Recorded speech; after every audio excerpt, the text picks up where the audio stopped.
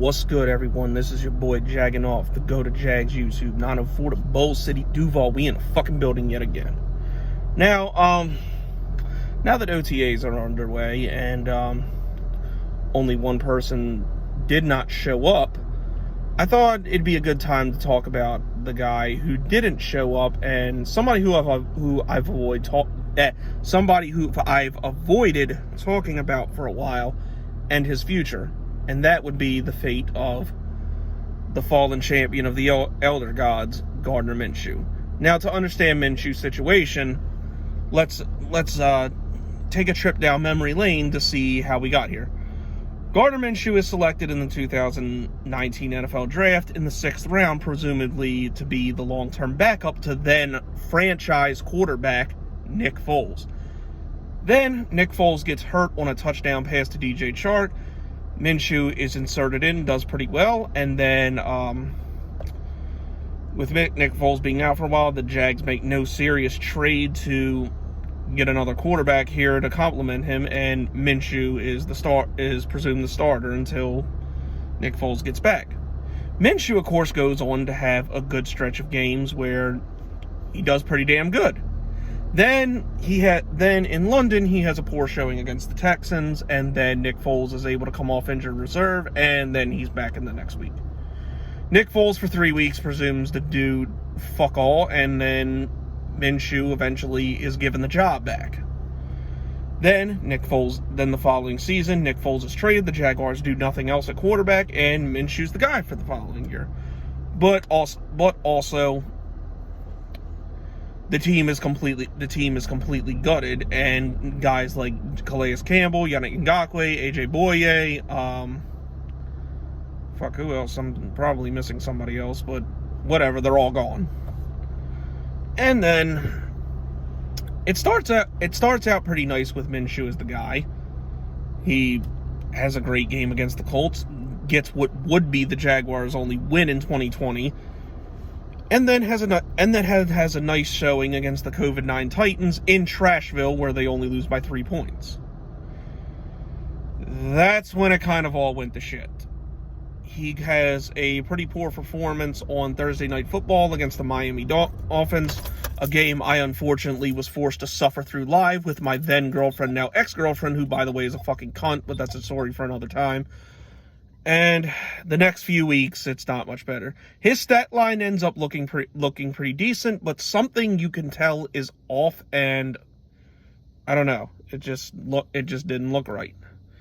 Then it's revealed that Gardner Minshew had an arm or wrist or shoulder, some fucking injury in his arm, I think. I can't even remember what it was, but like he had been playing with it for a while, for a few games, and didn't tell coaches about it, and it's even worse than even he realized.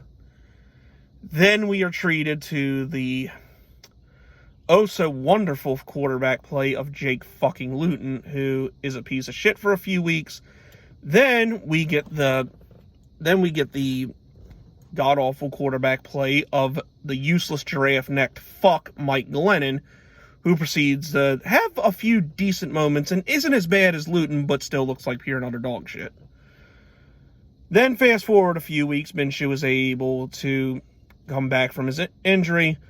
Mike Glennon looks like absolute shit against the rematch in Trashville, the same game where Derrick Henry is pushing the shit in of an already battered defense who sucked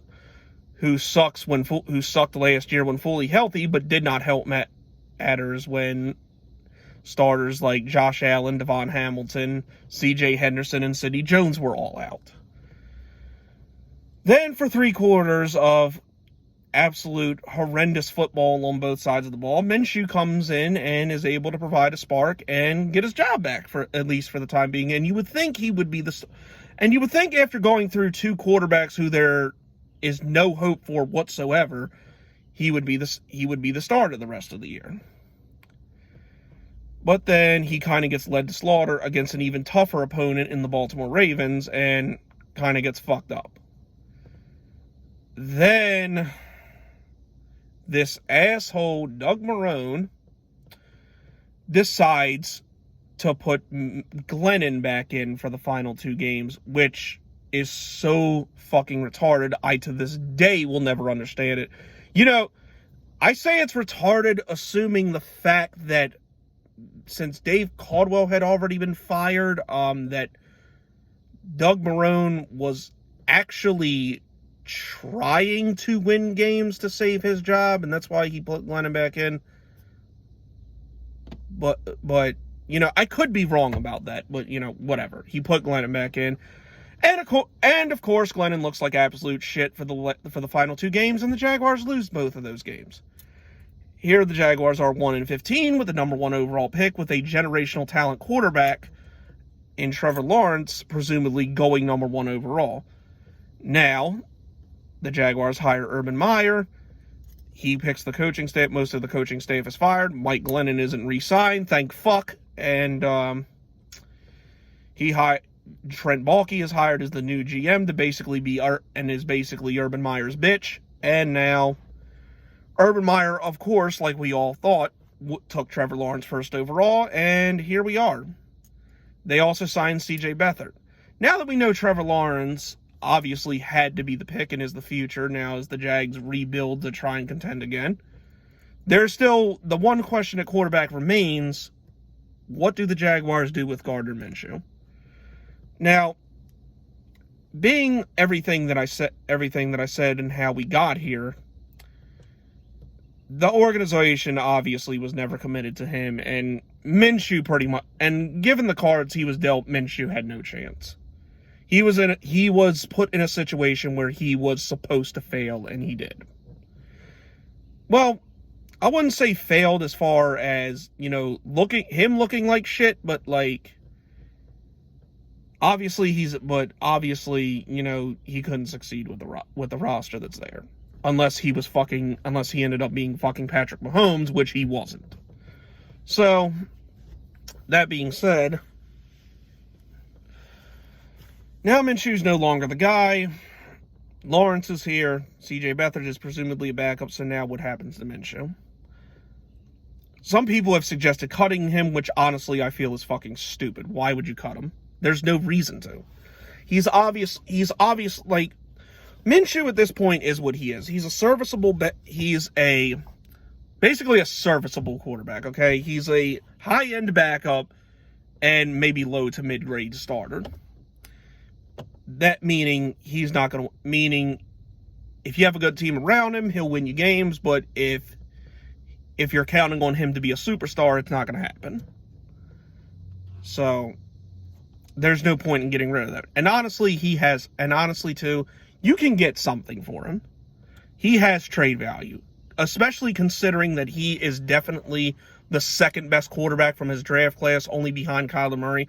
I was going to say you could flip-flop it between him and Daniel Jones, but I just looked at Daniel Jones' numbers from last year, and holy fuck, they are bad. So, you think Minshew was bad? Look at those numbers. It's comparable to Blaine Gabbert's rookie season, and I'm not fucking kidding. It blows my mind that Minshew lost his job and this guy didn't. Are you fucking mad? But anyway, besides him, Drew Lock either sucks or gets injured. Dwayne Haskins has already been cut from Washington. And Will Grier, who I had some hope for, God, I don't even know what the fuck happened with him. But anyway, so yeah, there is trade value for Minshew. What I'm going to say, there are potential trade partners. You could look at the entire NFC East as a potential trade partner, because he's never going to get the job away from Dak Prescott. But who the fuck is Dak Prescott's backup? And remember, he is coming off a torn ACL. So yeah. Then in Washington, they have Taylor Heineke and Ryan Fitzpatrick. Are you really confident with one of them leading that team? That'd be a good situation for him to go to. Philly, Jalen Hurts, if he ends up not being the guy. Joe Flacco, of course, is going to do what Joe Flacco always does, and that's fuck up the entire time he's there, then throw his coaches and teammates under the bus until they're eventually done with the shit. God, how does this fuckwit keep getting a job? So they'll go through a third quarterback. And New York, they probably should do it, but they, for whatever reason, believe in Daniel Jones, and they decided to sign the useless giraffe-necked fuck as his backup, which I still do not understand because, you know, considering this guy took snaps at starting quarterback for 3 different teams that ended up getting the number 1 overall pick. Ugh, God, unbelievable. But I don't know. That's a harsh reality Giants will have to face. That's none of my business. Besides them, you could look at teams like Atlanta, who has no backup or no future in place for Matt Ryan. And the Jaguars should have some interest in Hayden Hurst or Julio Jones, so Minshew could be a part of that trade package, considering they need a backup quarterback. And then, you know, there's other teams like, I don't know, maybe Carolina. I don't know. It's tough to say. Oh, Pittsburgh's another one, because are you really trusting the future after Big Ben to fucking whack-a-mole Rudolph and Dwayne Haskins, who already lost the chance with the team that drafted him? But I don't know. I'm sure there's others, but you know, I'm not going to dive into who would take Minshew. The fact is, Minshew, I think, deserves another chance somewhere else. Like, he'll have, you know, a Ryan Fitzpatrick type career where, you know, he'll bounce around, he'll have some great moments, but, you know, he'll probably never be a franchise quarterback, but he'll have a nice little career for himself. Oh, I do think there's talent there. I do think there's something there with Minshew. Unfortunately, it's just not going to be here. He was basically thrown into a situation that he had no chance of coming out of on top. So, ultimately, what I think ends up happening is I think he's on the roster this year, at least until the trade deadline. And, you know, if a quarterback gets hurt or whatever, somebody will probably get desperate and throw a pick for him. Like, because really, considering the Jaguars drafted him with a 6th-round pick, if somebody offers a 4th-round pick or higher, they're probably going to take it. So, and of course, Minshew, I think, eventually will show up, because it's stupid for him not to, because the Jaguars can pretty much just tell him to fuck off and retire or wait till we find a trade partner, and then, you know, they own his rights for the next 2 years. So, and also for Minshew himself, he should probably want to get on the field and display his skill set in preseason and training camp and whatever as much as possible, so other teams get a look at him and maybe up his trade value. And then, and also, I don't think Minshew's that much of an asshole to do a holdout, but, you know, we'll see. I think ultimately he lasts to the trade deadline this year. If he somehow survives on the Jaguars roster this year, then next year, with 1 year left in his contract, they're just going to take whatever they can get for him, which might even be less than a 6th-round pick. But they're pretty much going to take whatever they can get for him. So either way, I think he gets another chance. I don't think we've seen the last of the champion of the Elder Gods, and I do wish this guy success, because it was fun having him around, and, you know, just unfortunately, when you're in a position to draft a talent like Trevor Lawrence, unless you have, like, a solid plan at quarterback, you got to take him. So, is what it is. Let me know in the comments below what you think happens to Minshew. But anyway, that's it. That's all. It's your boy Jagging off. Go Jags. Duval till I die. I'm gone.